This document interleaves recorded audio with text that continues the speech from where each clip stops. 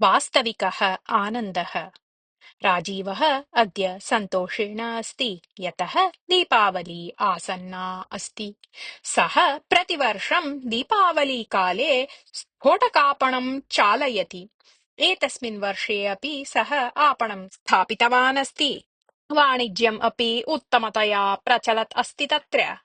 सविनयः व्यवहारः उत्तमवस्तुप्राप्तिः च यत्र भवति तत्र वाणिज्यं सम्यक् प्रचलेत् एव खलु। गते वर्षे तेन 800 रूप्यकाणां लाभः सम्पादितः आसीत्। एतेन धनेन सः कानिचन पाठ्यपुस्तकानि क्रीत्वा भगिन्याः शुल्कम् अपि दत्तवान्। अवशिष्टस्य कञ्चित् भागं वित्तकोषे स्थापयित्वा सः गृहव्यवहारं मात्रे अपि किञ्चित् धनं दत्तवान् आसीत्। एतस्मात् राजीवस्य मातापितरौ सन्तुष्टौ आस्ताम्। ततः द्विगुणितोत्साहः सः एतस्मिन् वर्षे आपणव्यवस्थार्थम् उद्युक्तः आसीत्। 6-7 मासेभ्यः पूर्वं राजीवस्य पिता तीव्रतया अस्वस्थः आसीत्। तदा गृहव्यवस्थानिर्वहणार्थं तेन कृषिभूमिः विक्रीता आसीत्। एतस्मात् राजीवस्य गृहस्य अर्थस्थितिः दुर्बला जाता।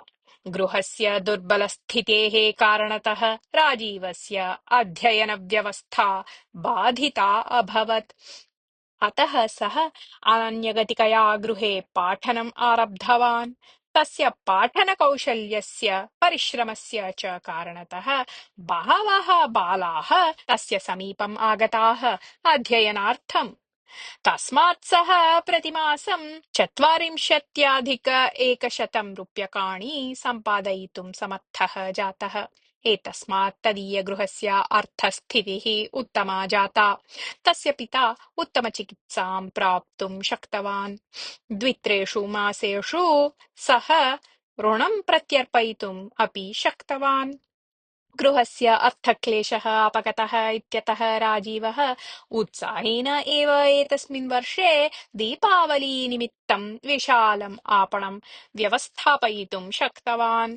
आपणारम्भदिने एव 550 रूप्यकाणां वाणिज्यं कृतवान्।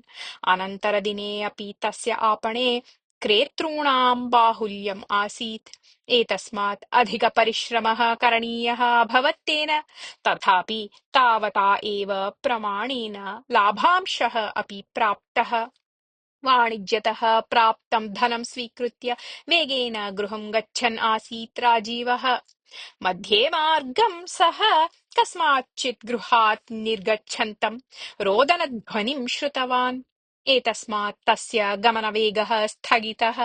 कस्मिंश्चित् गृहे 3 बालकाः मातरं सानुरोधं रोदनपुरस्सरम् अभियाचन्तः आसन् यत् दीपावलीनिमित्तं स्फोटकानि मधुरखाद्यानि च अपेक्षितानि इति। प्रायः एतस्य गृहस्य आर्थिकस्थितिः उत्तमा नास्यात्। यदि मम गृहे एतादृशी स्थितिः स्यात् तर्हि किम् अहं तूष्णीं तिष्ठेयम्। अन्यच्च एते बालाः अल्पवयस्काः। किम् अहम् एतेषां साहाय्यं कर्तुं न शक्नुयाम् इति सः अचिन्तयत्। एवं चिन्तयित्वा सः गम्भीरः भावुकः च जातः। सः पितरं स्वस्य चिन्तनम् उक्तवान्। पिता तदीयं चिन्तनं ससन्तोषं प्रोत्साहितवान्। साहाय्यदानार्थं सम्मतिं सूचितवान् च। प्रातः आपणं गतः राजीवः आदिनं कार्यव्यग्रः एव आसीत्। यतः तस्मिन् दिने ग्राहकाः आधिक्येन आगताः आसन्। सायं सः आपणं पिधाय स्यूते स्फोटकानि कानिचन मधुराणि च स्थापयित्वा तद्गृहं गतवान्। यत्र च तेन रुदन्तः बालाः दृष्टाः। तद्गृहं गत्वा वृद्धायाः चरणौ स्पृष्ट्वा तेन स्यूतः तस्यै दत्तः। सा आश्चर्येण पृष्टवती, वत्स, किम् एतत् सर्वम्? कः भवान्? इति। तदा राजीवः अवदत्, अम्ब, ह्यः एतेन मार्गेण गमनसमये मया अत्र रुदन्तः बालाः दृष्टाः। तेषां दुःखं द्रष्टुं मया न शक्तम्। अतः एतत् सर्वम् आनीतं मया। भवती मां वत्स इति सम्बोधितवती अस्ति। किं मातुः साहाय्यं कर्तुं पुत्रस्य अधिकारः न भवति?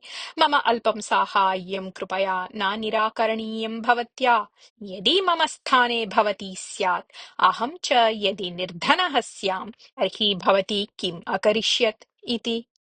तदा वृद्धा आनन्देन भवादृशं पुत्रं प्राप्तवती का वा माता सन्तोषं न अनुभवेत्। भवान् दयालुः गुणी च दीर्घायुष्मान् भव इति आशीर्वादं कृतवती। अत्रान्तरे तस्याः त्रयः बालाः अपि तत्र आगताः। स्फोटकानि मधुरखाद्यानि च प्राप्य ते नितरां सन्तुष्टाः अभवन्। तेषां मुखे हासः उत्पन्नः। तद्दृष्टवतः राजीवस्य महान् आनन्दः जातः।